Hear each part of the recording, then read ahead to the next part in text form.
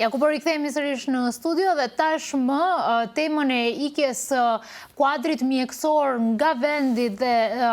përdorimit të këtij kapaciteti, le të themi, nga shtetet tjera, do e trajtojmë edhe më zgjerimisht me kryetarin e Asociacionit të Specializantëve, me mua së bashku në studio është Bojan Trajkovski. Добар ден, добро ни дојдовте. Добар ден, добро ве најдов, благодарам на поканата. Јас во моето интро кажав дека не знаеме што се случува од времето кога сите лекари се деца и можеби мотивацијата е да спасат живот, а стигнува до моментот каде што да спасат животи, ама не наши тука во земјава, туку надвор од државата. Дали беше иста мотивација и за вас да бидете лекар? Во принцип секој, барем сите оние колеги кои што ги познам лично и кои што генерално не ги познам во тема на општо низ Моавет, сите го кажуваат почетокот на желбата да станат доктори дека всушност е тој хуман дел, односно можноста да се спаси човечки живот. Понатака низ самите студии полека се искристализира сето она што сакате да го правите, затоа што сепак станувате возрастни луѓе и сваќате дали сакате да делувате во оној дел на превентива или сакате да делувате во одреден сегмент на куратива, односно лекување на пациентите.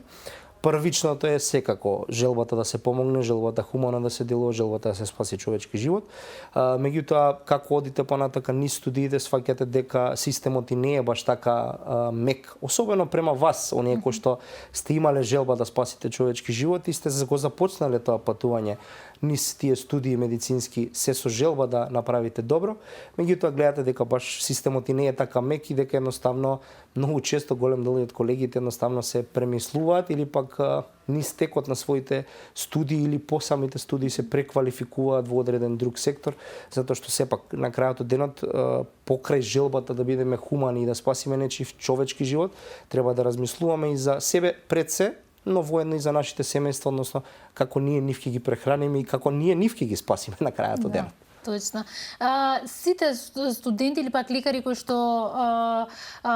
поминуваат тука низ до дипломски или пак и специализација, поминуваат на тој тешкиот дел на тие предмети кои што ние секој ден ги чуеме како анатомија и 6 години да се дава труд во земјата и после како може да се роди желбата да се бега од оваа земја? Видете, ја би рекол дека не се раѓа желбата. Желбата се појавува приморано заради целата ситуација во која што ние се наоѓаме, односно во која што се наоѓаат сите колеги кои што замилеле надвор од државата. Во принцип сите се бориме за нешто подобро и се обидуваме да направиме нешто подобро како за себе, така и за општеството и секако да направиме резултати во медицината кои што би биле нешто поразлично од, да речеме, нашите професори и специјалистите од кои што сме учели и слично. Меѓутоа, како влегувате во системот, сваќате дека суровата реалност е малку поинаква и дека едноставно покрај вашата желба да направите нешто различно, вие како што нагласив, имате потреба и да се прехраните. Мене ми е жал што во многу чести ситуации кога разговараме за медицина, за доктори, воопшто за можеби ќе звучи нескромно и малку себично од моја страна кажано, меѓутоа кремот на општеството, ние зборуваме за некаков вид на преживување, односно за некои минимални плати, за нешто што би рекол не би требало да е дозволиво во едно општество кое што за жал целосно зависи од медицината, односно од здравството, бидејќи сите ние треба да се третираме и лекуваме. Прашавте зошто се заминува и која е желбата? Желбата е генерално едноставно да имате малку посигурна иднина, пред се иднина за вашите деца, односно за нашите деца, да можеме да си овозможиме како за себе, така и за нив малку нешто подобро од она што го овозможуваме тука, затоа што сепак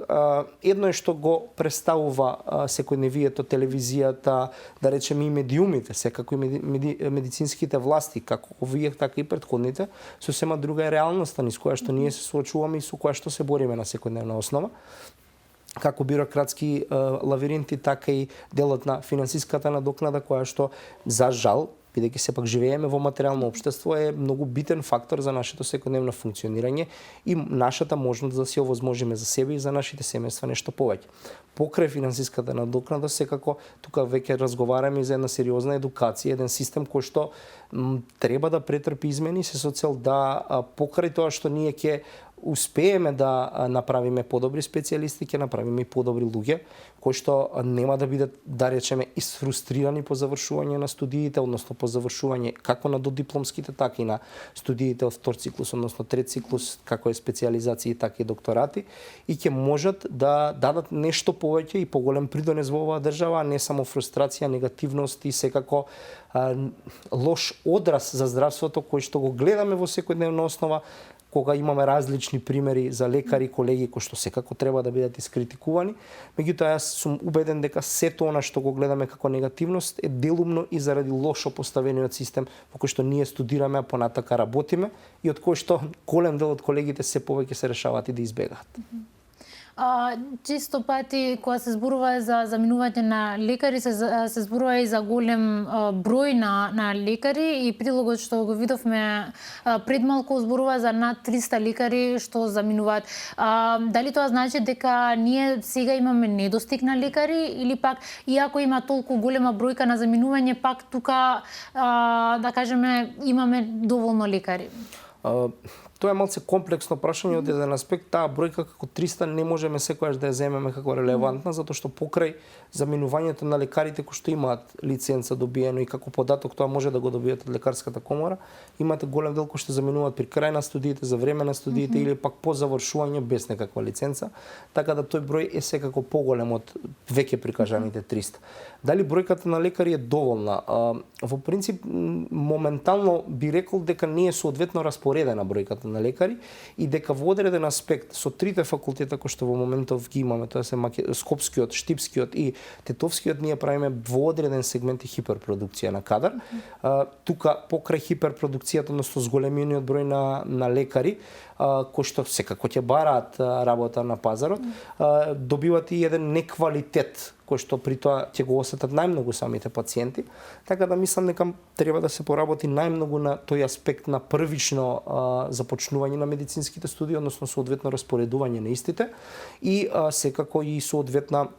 анализа каде, во кој град, колка број на доктори се потребни и секако од која специјалност. Ова често и го кажувам кога гостувам, затоа што е едно од решенијата каде што ние однапред би имале информација и точно би знаеле што сакаме да постигнеме со тие студии кои што, односно со тие лекари кои што завршуваат и каде тие лекари би завршиле, каде би работеле и при тоа да имаме со 100% сигурност во кои градови колкав процент на лекари ќе бидат вработени. На таков начин ќе нема да гледаме екзодус на лекарите од помалите конкретно градови, а со самото тоа ќе гледаме и децентрализирање, односно расширување на лекарите, не нивно централизирање во Скопје, што најчесто ни се случува сега, при што сега во Скопје, карикирам, за одредена специјалност имате 200 типа на лекари, не знам, од дерматологија, а во одреден град, не знам, Битол имате тројца, што е недозволиво затоа што имате и многу битолски лекари кои што ќе дојдат во Скопје заради тоа што во тој град не можеле да најдат работа, или пак можностите биле соодветни тука. Не треба и во ниту еден аспект, често исто го нагласам, дека не треба да бидат никогаш осудувани лекарите кои што заминуваат, нити пак кои што го менуваат местото на живење за подобра работа. Сите се бориме за нешто подобро, вклучително и самиот јас, и е нормално да барате начин да направите одредена промена. Меѓутоа, доколку системот во самиот старт на еден начин и соодветно вас ве мотивира, дали тоа ќе биде со директно вработување после завршување на студиите, дали тоа ќе биде со соодветно плаќање после завршување, дали тоа ќе биде со некаков тип на стипендија за време на студирањето и секако оставање на некаква обврска кон нас како лекари за по завршувањето да треба да вратиме нешта на општеството, верувајте, мислам дека сосема поразлична ќе биде сликата и ние ќе имаме, ако ништо друго, еден прав пат по кој што ќе знаеме како чекориме и пат кој што ќе треба соодветно да го изодиме за да прито дадеме потоа на општеството. На овој начин единствено имаме блага конфузност, сите почнуваме со желба и искрена желба да направиме нешто од себе, но воедно нешто и за општеството. Меѓутоа, откога ќе ја видите суровата реалност, кога ќе влезете во реалниот свет, дека едноставно сакаме и ние нешто за себе подобро, сваќате дека е малку тешко остварливо во условите во кои што ние работиме. Кажавте дека имаме поголем број можеби на студенти кои што дипломираат, завршуваат, од како што имаме потреба.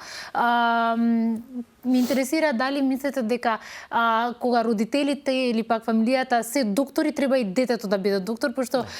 една од најпознатите професии за ова традиционално да бидат во една професија се докторите.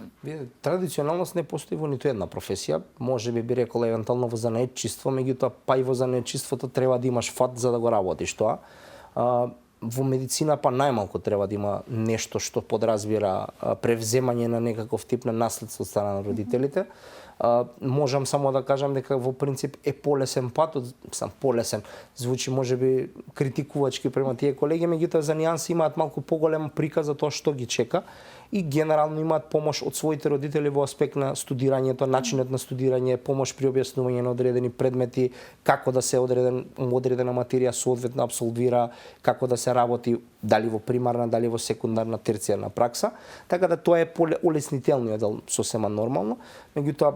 напротив би упатил и критика кон родителите кои што ги форсираат своите деца да запишуваат медицински студии, а тие сакаат сосема нешто друго, а запишувањето е исклучиво заради тоа што имаат 5 колена доктори наназад. Напротив, мислам дека тука е грешка кога некој млад човек ќе го isforsирате да заврши медицински факултет. Медицинскиот факултет не е воопшто никаква шала, подразбира сериозна жртва од секојдневие, жртва од постојани нормални функционирање, да речам и од секојдневниот општ живот со како социјален живот мој, така и на тие кои што се околу мене. Така да мислам дека треба да се остави апсолутно на самите во ситуацијава деца, односно тинејџери кои што по завршување на своите средни образованија да одлучат што конкретно ќе упишат, но и секако на крајот од денот да се воведат и некаков тип на приемни испити, извинете, на медицинскиот факултет, кој што најсоодветно ќе покажат кој кадар или кој студент би бил соодветен да биде запишан на факултетот и со самото тоа да добиеме еден, барем ако ништо друго, барем соодветен ростер на лекари кои што понатака би работеле. Не е совршено и тоа, меѓутоа ќе биде далеку подобро од она што е сега каде што ние форсираме запишување на голем број студенти и секако запишување на, ајде да речеме, синови и ќерки на доктори. Не е погрешно, меѓутоа доколку не е, немојте да го форсирате, не е правилно. Вие сами сте специализант сега во моментот.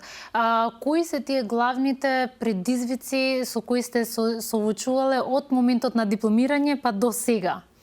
Па јас ќе говорам општо, како своји, така и за сите колеги, во принцип генерално голем број од колеги да се соочуваат со истиов проблем. Имаме првично да појасниме дека постојат два типа на специјализанти, тоа се државни и приватни специјализанти. Државните специјализанти се оние кои што се најнародски објаснато под капа на државата, односно се вработени во институциите каде што специјализираат. Пред емисијата баш спомнавме пример пулмологија. Си вработен на пулмологија, специјализираш пулмологија доколку одбереш нормално таа гранка. И при тоа специјализираш на таа клиника, имаш турнуси надвор од таа клиника, меѓутоа си под капа на државата, добиваш плата како да си вработен во истата клиника и не ја плаќаш специјализацијата, односно специјализацијата ти ја покрива државата.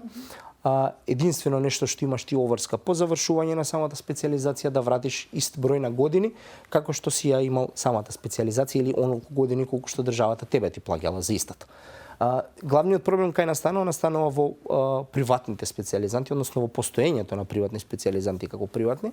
Да, се остава еден вид на слободен избор на сите нас колеги да одбереме што би специјализирале, меѓутоа и лично моje мислење, но и воедно мислење на асоциацијата дека делумно е погрешно. Истото заради тоа што на таков начин правите хиперпродукција на кадри од одредена специјалност, а немате кадри, да речеме, често ги спомнува онкологија, патологија, одреден тип на хирургии, значи тоа се кадри кои што се релативно дефицитарни, а се навистина потребни и на таков начин со пуштање на што е можно поголем број на приватни специјализанти, вие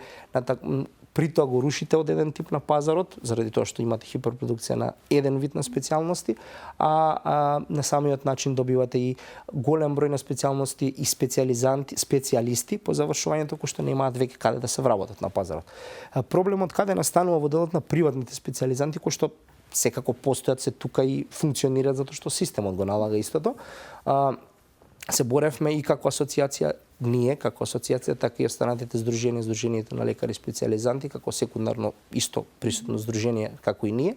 за да добиеме услови посоодветни за приватните специјализанти. Добивме услови некаде во времето на министерот Венко Филипче почна тоа, исплата од 26.000 денара, тоа е хонорар за приватните специјализанти, затоа што и тие сепак работат во овој сегмент. Кога се смени власта, конкретно најновите здравствени власти, добивме ветување и делумно и голем дел од тоа се оствари, морам да признам, за вработување на околу 600 лекари, 300 во прв акт, 300 во втор акт, односно конвертирање на тие приватни специјализанти во државни, односно превземање од страна на државата, што беше соодветен чекор напред за да направиме голема разлика во голем дел од делувањето, односно во учењето и во работењето на тие приватни специјализанти. Меѓутоа, загрижува фактот што приватни специјализанти се уште постојат и се уште ќе се пуштаат таков тип на конкурси, а условите на приватните специјализанти, односно тој хонорар од 26.000 денара, е нешто кое што е навистина малку, е минорно и верувајте, е навистина проблематично заради тоа што имаме и колеги кои што за жал паралелно со студиите односно со своите специјализации, паралелно работат и некоја друга работа со цел да се прехранат себе си и своето семејство, особено во ситуација каде што имаме двајца лекари приватна специјализација, а за жал или за среќа многу често имаме парови од самиот медицински факултет, односно колеги, па многу често заеднички се соочуваат со проблемите, така да во принцип нашето решение е да тие приватни специјализации се сведат на минимум, да бидат оставени одреден минимален број за приватните болници кои што имаат потреба од лекари специјалисти и тие своеволно да си ги испратат своите доктори општи вработени на специјализација, и тоа да биде исклучиво со упатница од страна на приватната установа, а останатиот број да бидат конвертирани во државни специјализации, соодветно испланирани на места каде што има потреба и секако да се зголеми бројот на дефицитарните специјализации од типот како што кажав радиологија, онкологија, патологија, каде што имаме релативно мал број на колеги и на специјализација и како специјалисти, се со цел да имаме подобра услуга на граѓаните и секако барем ако ништо друго за гарантирана работа за колегите по завршувањето. Тој дел што завршуваш 6 години до дипломски, 5, 6 или пак колку може да трае специјализација, значи веќе даваш 12 години од животот за да станеш некој што ти сакаш да станеш и на крај нема простор во пазарот на трудот. Мислам дека би била голема мотивација за да се замисли или пак за да се планира бегање од државата. Видете, токму затоа и во многу чести мои изјави, како и мои, така и на сите дел кои што сме од асоциацијата, често спомнуваме 10 годишен план, односно правење на соодветна стратегија која што за среќа морам да пофалам, бевме послушани и сум дел од една работна група за спремање, односно подготовка на национална стратегија за млади лекари, односно за лекари специјализанти и нивно вклучување во системот, се со цел да се испланира како тие понатака би функционирали и би биле дел од системот. Планот е навистина едноставен, се прави соодветно анализирање на пазарот, колкав број на моментални специјалисти имате, тоа се статистички податоци кои што ги имате, колкав дел од нив би заминале во пензија за колку време и согласно тоа ќе направите соодветен план на број на колеги кои што би биле запишани на студии, а согласно тоа и број на колеги кои што би биле запишани потоа на специјализација. На таквиот начин вие како држава ќе имате точно определен буџет, колку ви е потребен за да ги исполните тие места кои што се слободни и кои што се потребни за типот на специјалност, како и за местото на каде што се испраќа тој колега. Под еден, под два, од самото запишување на тој колега на специјализација, односно првично на студија па на специјализација, ќе му гарантирате дека ќе биде 100% вработен на местото, дали од местото каде што живее или каде што има или навистина потреба, 50 на километри во радиус од местото каде што живее. И на таков начин вие ќе гарантирате дека и помалите места ќе имаат лекари специјалисти, за разлика од тоа што е сега, каде што многу места има каде што немате круцијални специјалности, па дури и интерна специјалност која што е навистина битна и треба да ја има. Така да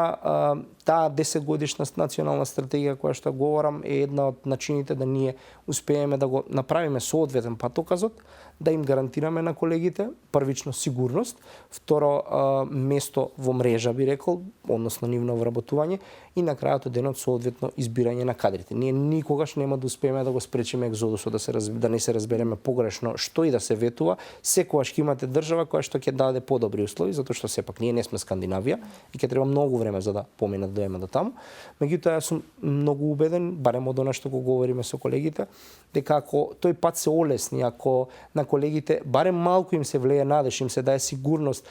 не ги носиме по различни лавиринти, не чекаат, па дури и за тие 26.000 денара за плата се чека неколку месеци да почнат, или пак не чекаат долго време за вработување и слично, верувајте дека ќе имаме многу лекари кои што ќе останат тука.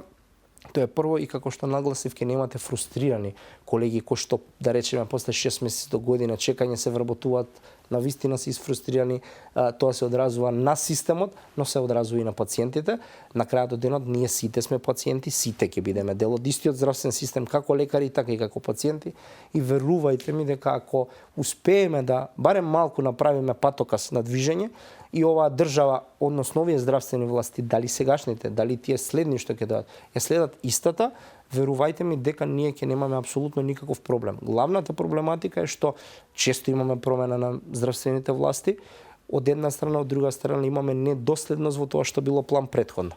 За среќа во последните две промени конкретно ја гледам тој прав патокас, морам да речам искрено дека некои политики се следат од претходно, па успеваме да фатиме некаков пат. Се надевам дека и тоа понатака ќе продолжи, за да при тоа добиеме реални резултати, но воедно и да добиеме задоволни колеги и на крај задоволни пациенти. Продолжуваме со истата тема, ама првично би сакала да ја прашам, пошто зборувавме и надвор од камерите,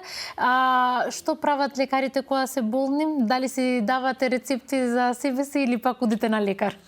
Лично јас сам за себе сум си сам на себе матичен лекар, така да во принцип генерално си се третирам, да речам, сами од себе, иако да не се разбереме погрешно, има работи кои што не секогаш не се доволно јасни.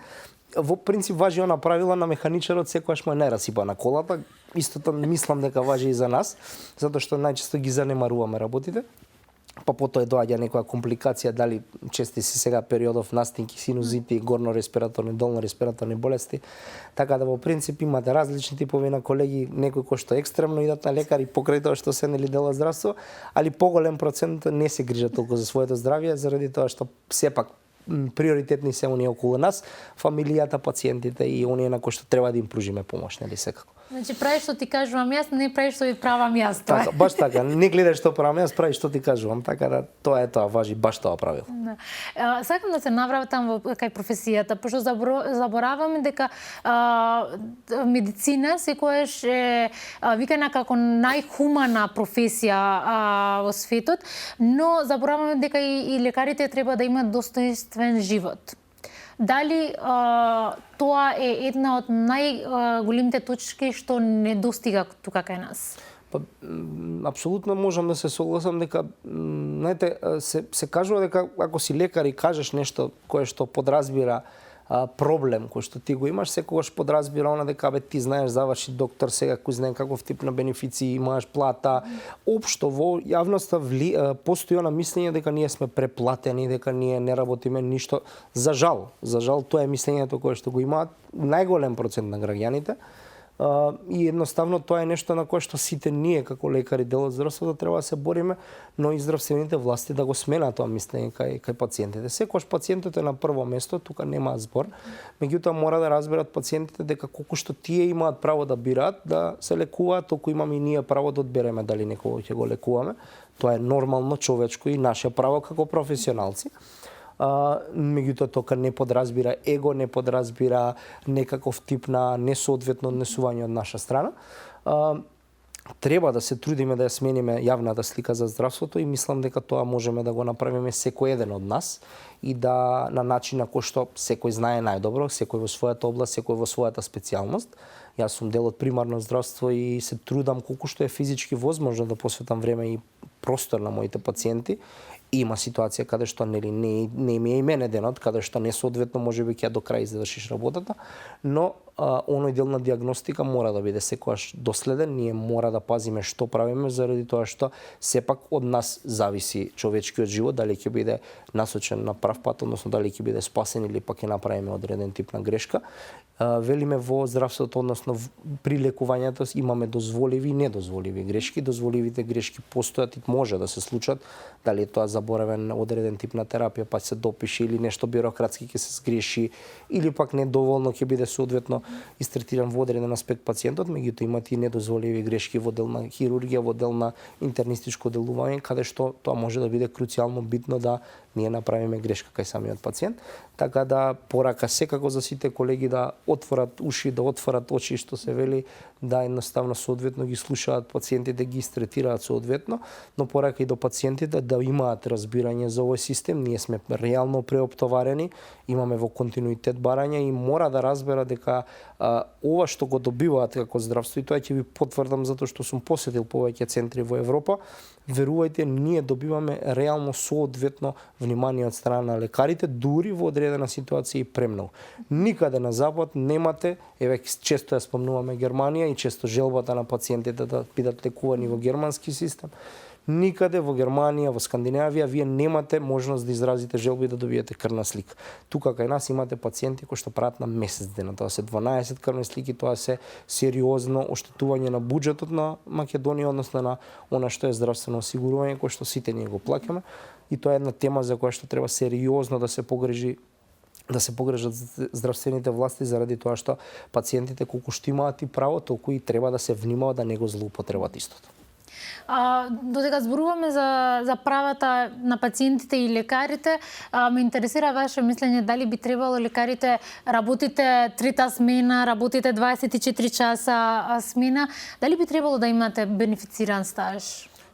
Таа е тема која што нели ја начнавме малку пред емисија и искрено мислам дека треба во одредени аспекти и во одредени специјалности. Колегите кои што се брза помош, ако не се лажам, имаат бенефициран, не е тоа баш оној класичен, меѓутоа постои одреден тип и одреден формат. Треба да има некакви бенефиции, затоа што сепак верувајте не е едноставно да се соочувате. Јас често кажам, бидејќи работам и приватна домашна посета и одам кај пациенти во домашни услови, јас не ги гледам само здравствениот сегмент на пациентите, јас се соочувам и со социоекономските услови во кои што живеат пациентите.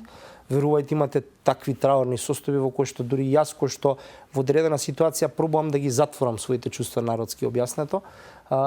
сум погоден и тоа ме погодува и тоа го носам дома, при тоа на таков начин, односно од таа моја негативна енергија стради мојата сопруга и моето дете во ситуацијава, така да тоа се работи кои што никој не може да ги разбере ако не ги доживее. Сметам дека треба да имаме одреден тип на бенефиции, дали тоа ќе биде повеќе слободни денови, дали тоа ќе биде некаков тип на бенефициран стаж, дали тоа ќе биде соодветно финансиска надокнада, зависно од типот на работата, меѓутоа дека треба да има бенефиција, треба да има затоа што работата со човечки судбини, со очувањето со човечките судбини и секако емпатијата која што сепак си ја носиме сами со себе е нешто кое што делува и на нас, особено на луѓето кои што работат со деца, каде што верувајте тоа што го гледате е нешто што останува за цел живот со вас. Ке се навратам на едно ништо што кажавте на кратко, дека не би требало лекарите што бегаат од Македонија да ги гледаме или пак да им кажеме дека се лоши лекари што не служат тука во државата. Кои се тие стереотипи кои што треба да ги кршиме и да не постојат веќе? Па основен стереотип е дека лекарот кој што е заминал од Македонија не е придонел за државата. Верувајте, најголем процент од нив пробали и дале максимум да придонесат за државата, меѓутоа во одреден аспект моменталната состојба или пак тогашните моменталните некогашните власти не успеале, односно општеството не успело да им даде шанса и тие едноставно заминуваат за да си најдат подобро нешто за себе и за своето семејство. Јас тоа никогаш не можам да го гледам како осуда, ние како асоциација исто не може да го гледаме како осуда, затоа што сепак верувајте треба, најпросто објаснето, треба да се прехраниме, треба да купиме нешто за дома, едноставно материјален е светот и луѓето мора да се борат за нешто подобро. Најголем процент има и голем дел на колеги кои што не заминуваат само заради плати. Имате вие специјалисти кои што не заминуваат заради парите, заминуваат заради условите во кои што работат, заради општеството. Јас по она што го гледам, барем она што го доживувам, за мене лично во ситуацијава е пострашно општеството во кое што живееме, масата на народ во која што живееме, она што го твори општеството во моментот, а не платата и финансиите. Битни се, да не се разбереме погрешно, ни се потребни на сите финансии, од тоа живееме од платата. Меѓутоа, општествената политичка поставеност, општествената, би рекол, атмосфера во која што ние функционираме, е она која што луѓето бегаат, на крајот денот бегаат заради нечистиот воздух кој што го дишеме и кој што веќе почна да се забележува, бегаат заради тоа што овие деца кои што им се раѓаат треба да живеат во нешто поздраво, за да не за 10 и на 15 години лекуваме тумори, туку едноставно да негуваме одреден тип на интелектуалци кои што ќе творат во државата. Ние мора да ја смениме сршта на функционирањето на општеството, а тоа е многу повеќе од само промена на здравствен систем, тоа е сепак многу повеќе од она што за кое што говоревме до сега. Ние сме при крај, може би малку персонално прашање, може да не одговорите, дали вие би мислите некојаш да заминете од Македонија? Не ми е, мислам, воопшто не е прашањето проблематично, искрено не. Постоела можеби некоја минимална желба некојаш порано во животот, меѓутоа искрен да бидам, јас сум премногу врзан за семејството, пред се за моите родители првично, за мојата сестра, сега веќе за моето семејство, односно со супругата и за детето. И без разлика на тешкотиите со кои што се соочува, можноста да им овозможиш нешто повеќе, не знам, ајде полуксузен, подобар одмор, подобро возило, еве да идеме на тој материјален аспект, па на крајот од денот и подобра храна, не би заминал само заради тоа што она одделеност и неможноста да ги гледам на секојдневно ниво и да си го следам на крајот денот растот на моето дете кој што е година дена е нешто што за мене не вреди пари и едноставно не би го направил тоа. Тоа не значи дека одредени колеги не се приморени да го направат истото и пак ќе нагласам, секој им чест на храброста и треба да им е срам на секој оној кој што би ги осудил за нивната желба да направат промена во себе и во семејството. Благодарам многу што бевте дел од емисијата. Ви благодарам на можноста и на овој искрен разговор кој што го имав.